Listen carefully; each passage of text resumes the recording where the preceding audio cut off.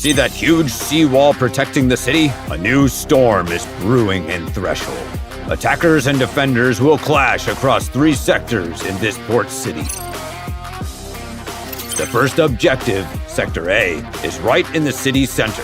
The main target is the sparkling Empress Hotel, flanked by hallways on each side. Located in the southern part of Sector A, this hotel features a connected network of corridors and is accessible from 3 sides. To reach the first objective in Sector A, attackers will need to cross a wide, open intersection. You can split your forces and send some troops through the gas station side, which provides cover and is closer to the objective. Blowing up parts of the front wall with explosives gives your infantry a quicker route to take over.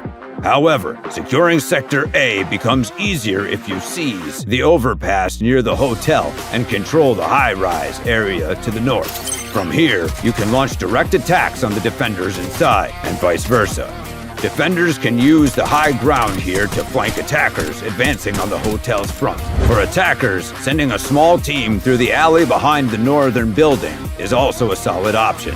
And don't forget to use your vehicles. Helicopters and wheeled tank destroyers will give you the upper hand early on.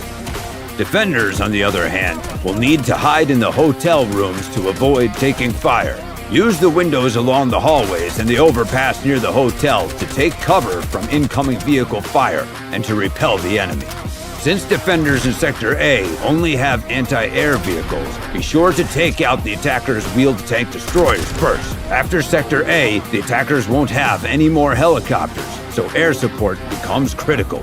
Next is Sector B, which sits under the towering seawall built by Havoc. There are 2 objectives here. B1, Evacuation Passage, located inside the checkpoint in front of the seawall. You'll need to use the interior passages to reach it. Once inside, you'll be able to push quickly toward Objective B2. When attacking B1, bring ground vehicles in through A1. Use the cover here to suppress B2. Then use your infantry to cut off the connection between the 2 objectives, so that they can advance safely through A3. For operators advancing through A3, try to infiltrate through the roof and distract defenders. Once B1 is captured by the main attacking force, hit B2 from both sides at once. Defenders should use the terrain wisely. Hold down the narrow evacuation passages. Resist and wear down enemy forces. Keep an eye on enemies attempting to infiltrate from the roof and the smoke-covered A1 passage. B2, Seawall. Although located indoors, this area has multiple wide entrances and a large strategic area. It's divided by a road with cover on both sides, making B2 the site of frequent back-and-forth fights.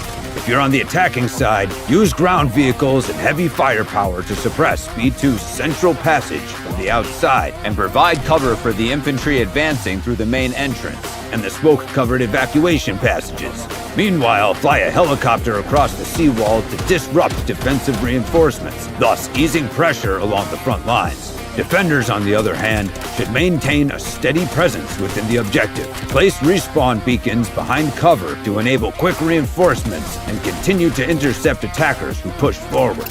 Beyond the seawall lies Sector C, the final sector. There are 2 objectives here. C1, Surveillance Area, and C2, Meteorological Lab. These adjacent points have similar layouts, with an open ground floor as the objective area and a second-floor platform accessible by stairs. There are also bridges connecting the 2 buildings. Attackers should be cautious as they approach Sector C. Move quickly through the containers and avoid lingering in open areas, as enemy snipers could be lying in wait atop the gantry crane. These last 2 objectives may appear impregnable, but C1's outer wall can be breached to open up new close-range attack routes. Snipers on vantage points here can also launch precise strikes on attackers within the objective. Once C1 is taken, advance through the front, side, and connecting bridges to attack defenders at their final objective. If the bridges are destroyed, deploy Viren for a breakthrough. Make sure to use vehicles here to keep suppressing enemy movement. Defenders should use vantage points for sniping, and also take advantage of the building's darker lighting for guerrilla attacks. As soon as one objective falls, blow up the bridges to limit the attacker's access. Defend the final objective and prepare for a last stand. All right, operators, that'll do it for today. If you have any thoughts on Threshold, be sure to let us know in the comments. Good luck out there.